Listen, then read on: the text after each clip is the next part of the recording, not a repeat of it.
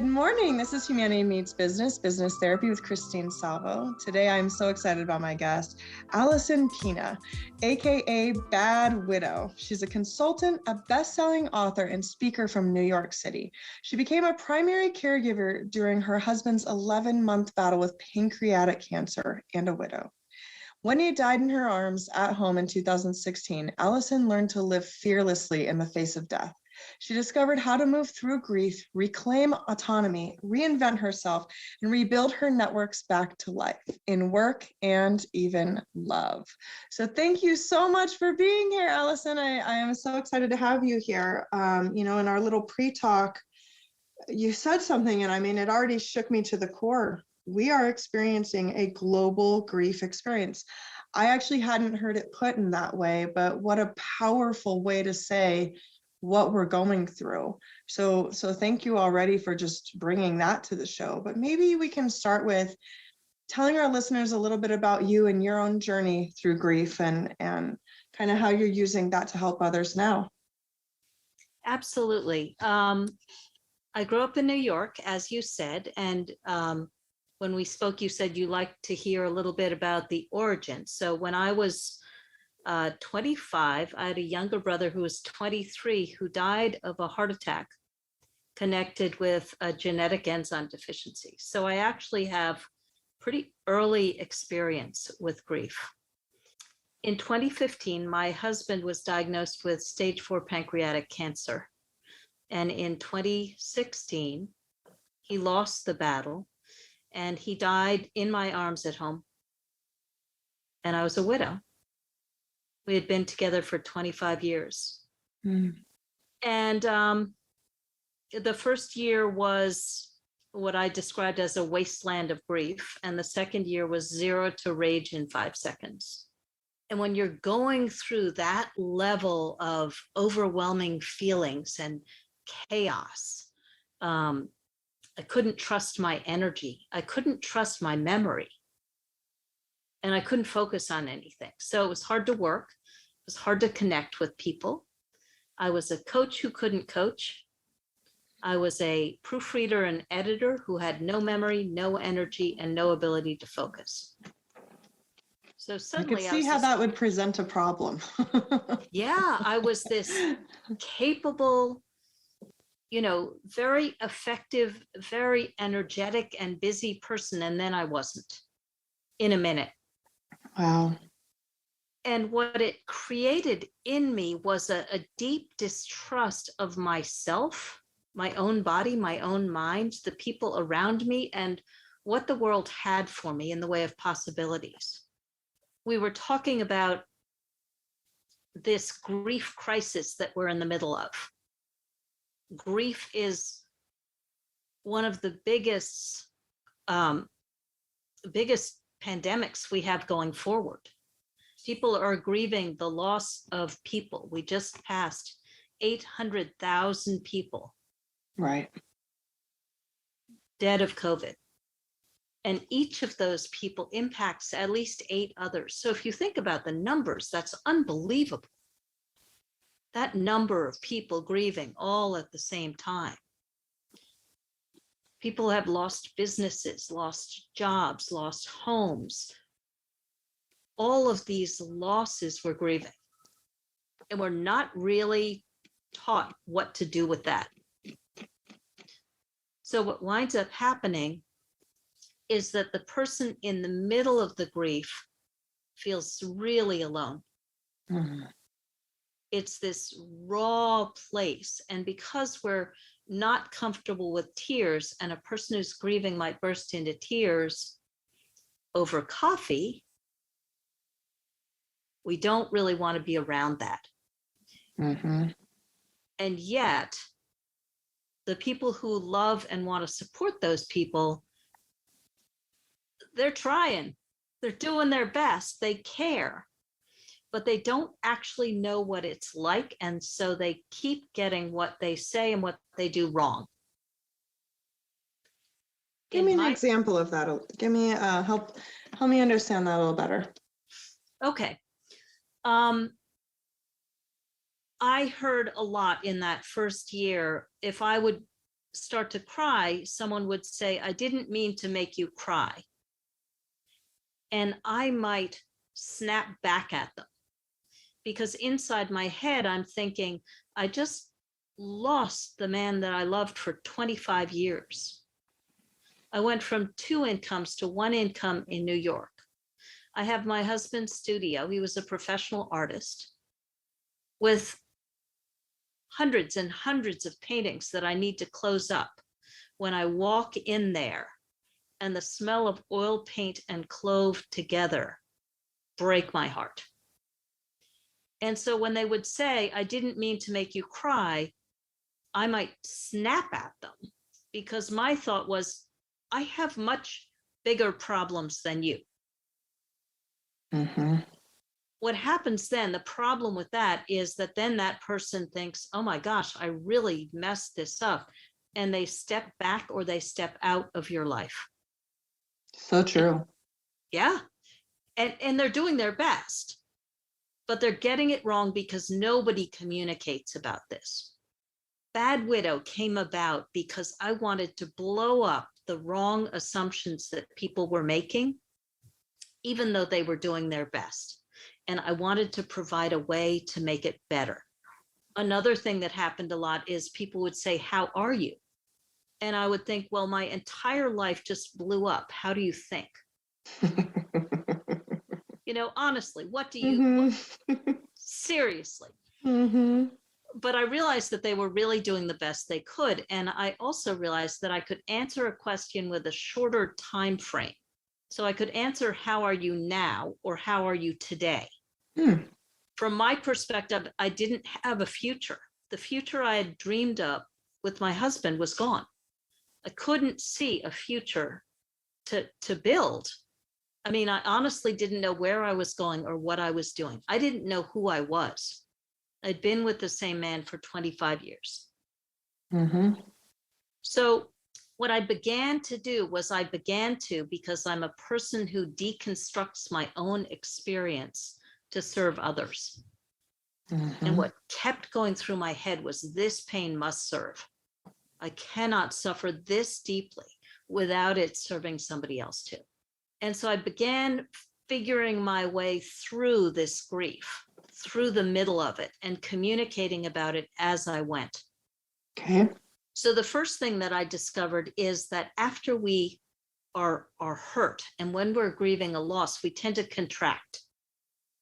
What that means is less interactions with other people, less activities. We just don't have the energy. Mm-hmm. And so getting back out into the world is a conscious act.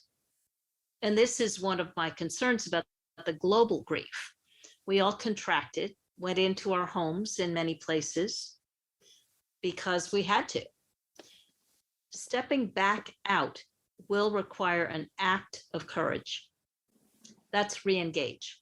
Begin to test the boundaries that you've made smaller and make them bigger again. For us, it started with getting on ferries and going on rides places because we could be outside, but we were actually going somewhere. So we didn't have dates because nothing in New York City was open. Mm-hmm. So we did bus dates, we did ferry dates, we did walking dates. That's what we had. But what it allowed us to do was push out against our fear and push out into the world again and make a bigger world, because there comes a tipping point where you want to take back your life. But it's not that easy when you're grieving. Right. The second thing was to reinvent myself. In 25 years with someone, you're wound around each other like vines. And at the beginning of a relationship, you make compromises that you might not make later. So there were things that I'd given up because my husband didn't love doing them that I've taken back. Oh, okay. I love open mic singing, open mic poetry. My husband didn't. So gradually I did less and less of that. And in the last 11 months of his life, and since, I've taken back singing because I recognized I needed to move the grief through my body or it was going to get stuck. So Reinvent was a process of making decisions very quickly, just trying things. Do I like this? Do I not like this? And building a life for myself as a widow, because I didn't know what that was. So it was literally an invention, a new invention. Very often what happens, and this is the great resignation that we're seeing, I believe is born a lot out of grief. Because when you're grieving, what matters rises to the surface. Absolutely. Before you get too far past this, I want to tell you that I actually hear this all the time. I'm dealing with grief pretty much on a daily basis with my career, and I can't tell you how often I hear people say, "I don't know who I am." I don't know who I am. And one of the most frustrating emotions that I see people feel is that I don't even, and they'll say it usually in a belittling way, I don't even know who I am. I don't even know what I like. I don't even know anything about me. And there's a little bit of that self-abandonment or compromise or whatever it is that comes up of like, dang it, I should have kept something for myself. And there's this other side of like, where do I even start? So I love that you're elaborating on this because it's not necessarily a common knowledge conversation. No, it's not.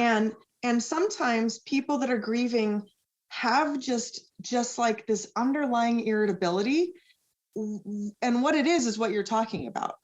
It's like, I'm just uncomfortable and I don't know why. And it's moving that energy, like you said, moving the grief through your body so it doesn't get stuck. So yes, please keep going. I just really wanted to say, like, this is so powerful to hear your process and recognizing it in my own practice.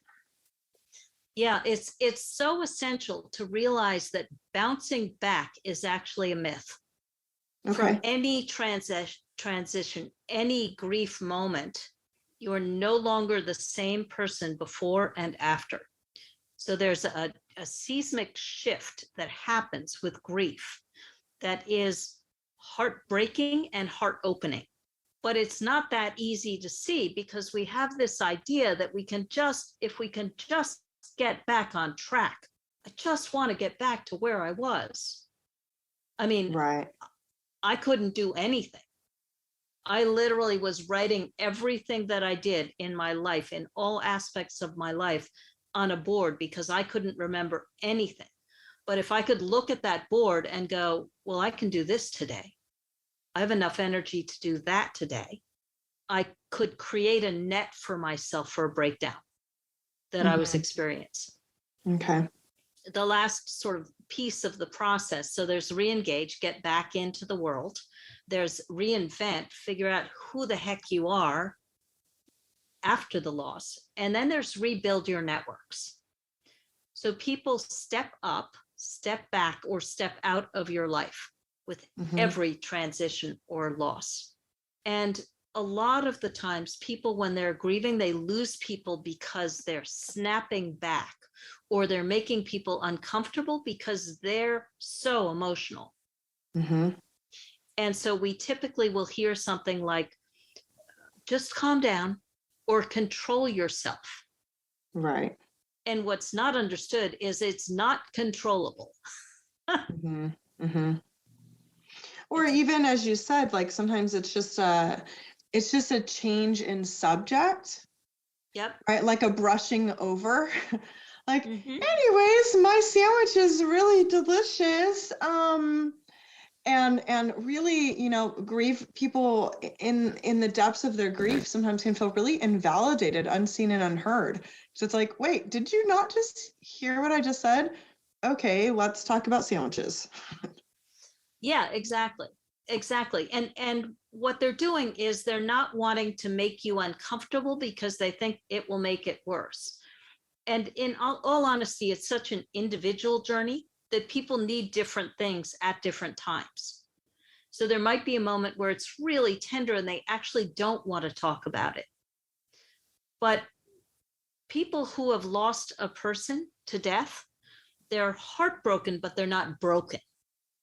And one of the issues with loss and how we treat people who have experienced losses of all kinds is we treat them like they're broken. So what do you do with broken things? You fix them. Mm-hmm. So if we're in a global crisis and pretty much everyone's broken and everyone needs to be fixed, then we're in trouble.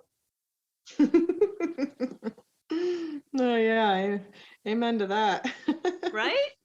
I We're always in like, serious trouble. I actually love when people tell me they're broken because I go, can you show me where? And they're like, what? And I'm like, well, I mean, broken it's typically physical and visual. I can tell when something's broken. So show me where you're broken. And they're like, well, I can't. And I'm like, well, you're probably not broken then.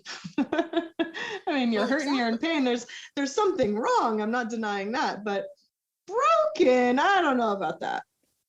Well, exactly. But it feels like that. For sure. I mean, it feels like you're broken open and broken apart and shattered.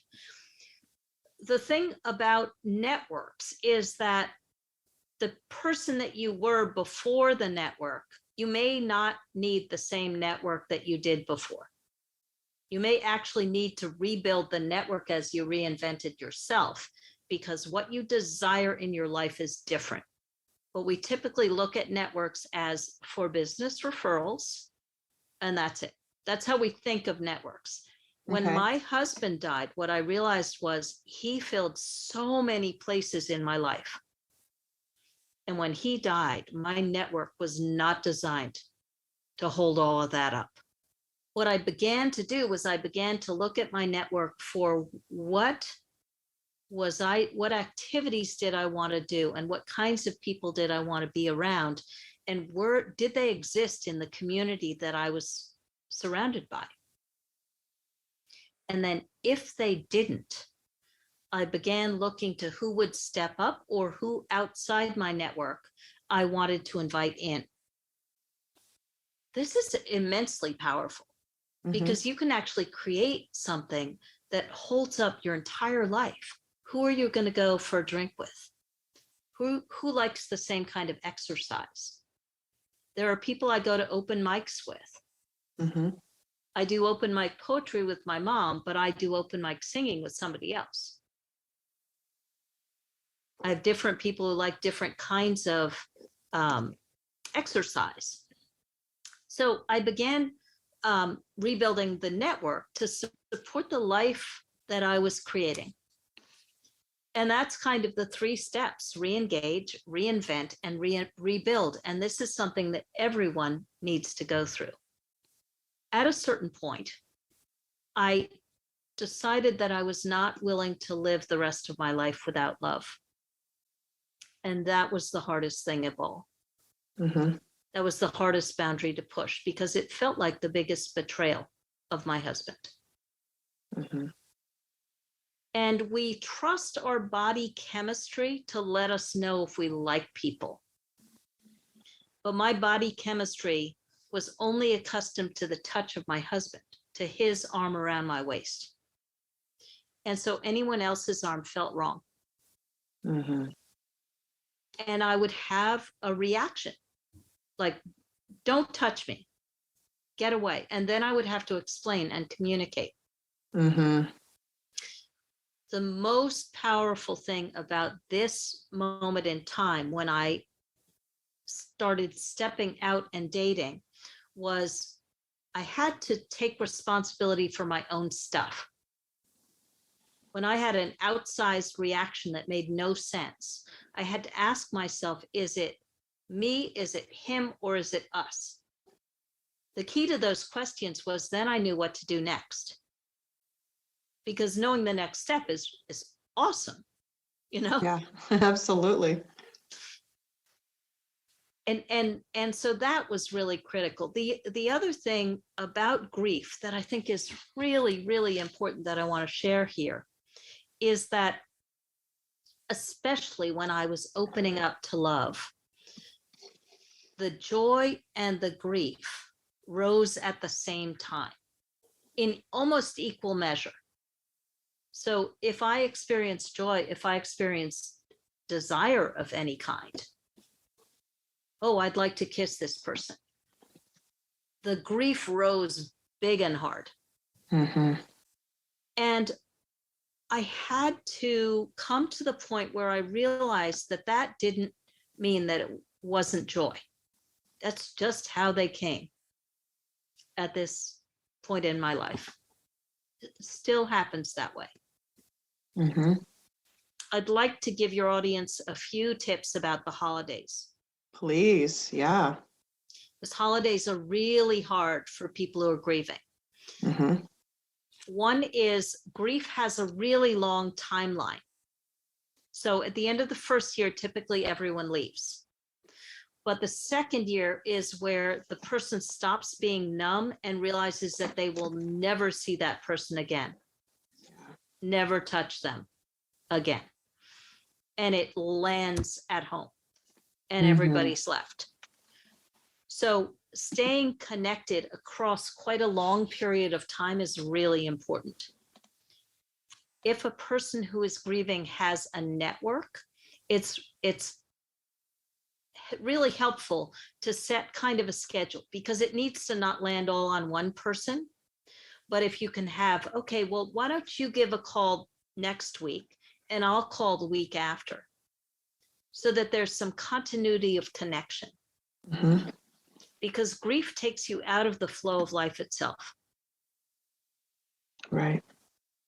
It's much harder to work. It's much harder to keep and maintain your relationships. It's much harder to go out. And so staying connected with life, even if you call and the person doesn't call you back, matters over quite a long period of time. September 10th of this year was my 5-year anniversary of my husband's death. Mm-hmm. The week before, I was in tears pretty much for a week. He died at 10:10 in the morning in my arms. September 10th, 2016. At 10:11, I was fine. For a week before that, I was a basket case. Mm-hmm. 5 years. Mm-hmm. So the journey is very individual, but it's also communal. If someone who is bereaved is coming to a holiday event, it's really helpful to find out what they need. Hey, I know this just happens, because if it's recent, it's the biggest thing in their world. Mm-hmm. How do you want me to handle it? Shall I share stories about that person? That's nice sometimes. Do you want to not talk about it? Give them permission to, hey, I'll understand if you start getting emotional and need to leave the table.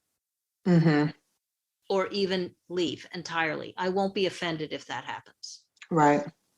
So really allow people who are grieving the permission to be where they are.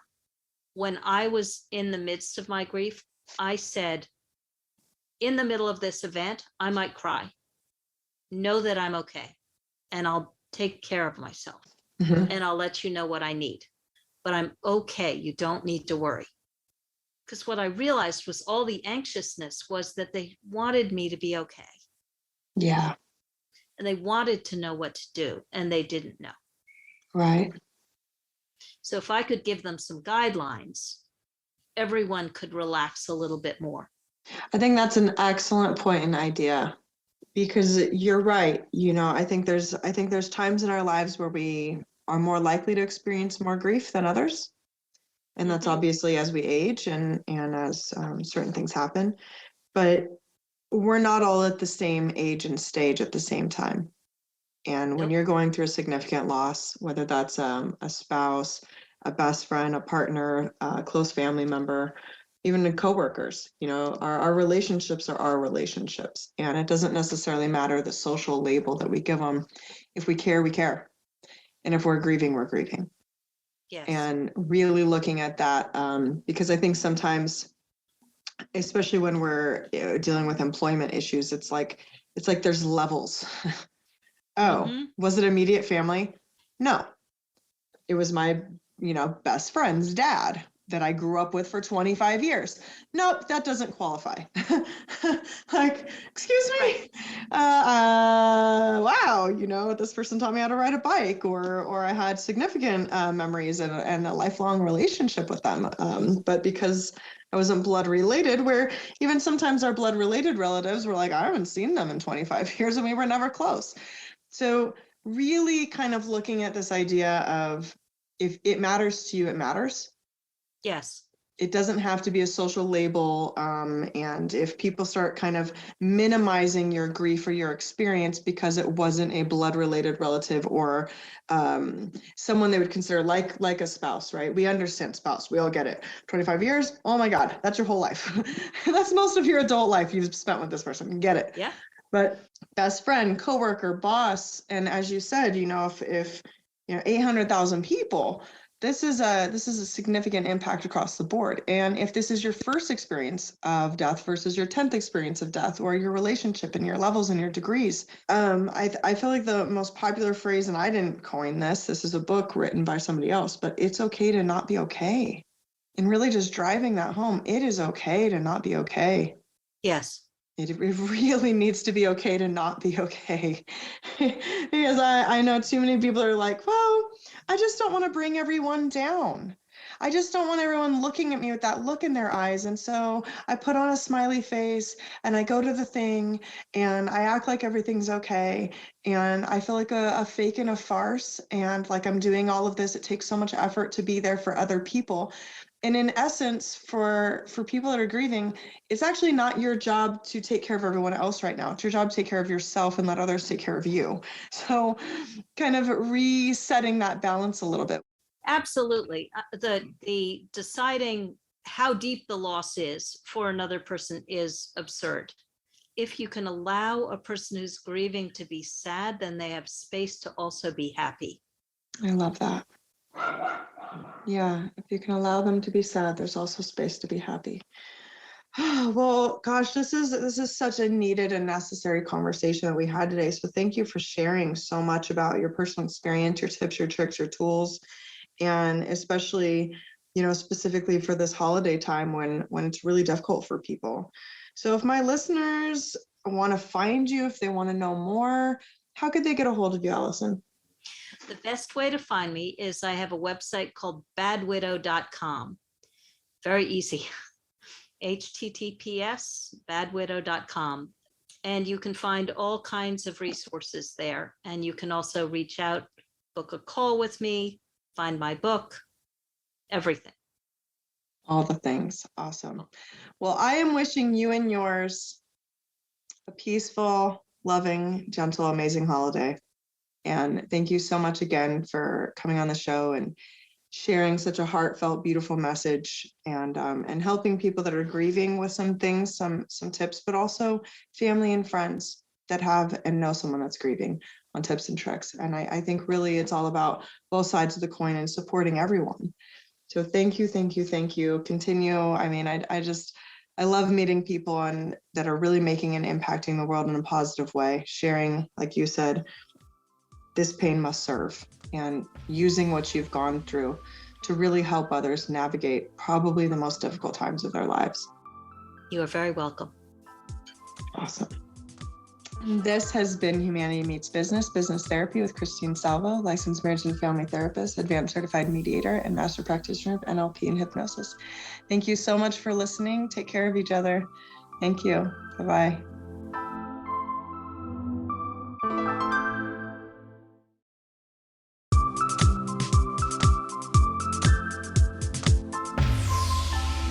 Good morning. This is Humanity Meets Business, Business Therapy with Christine.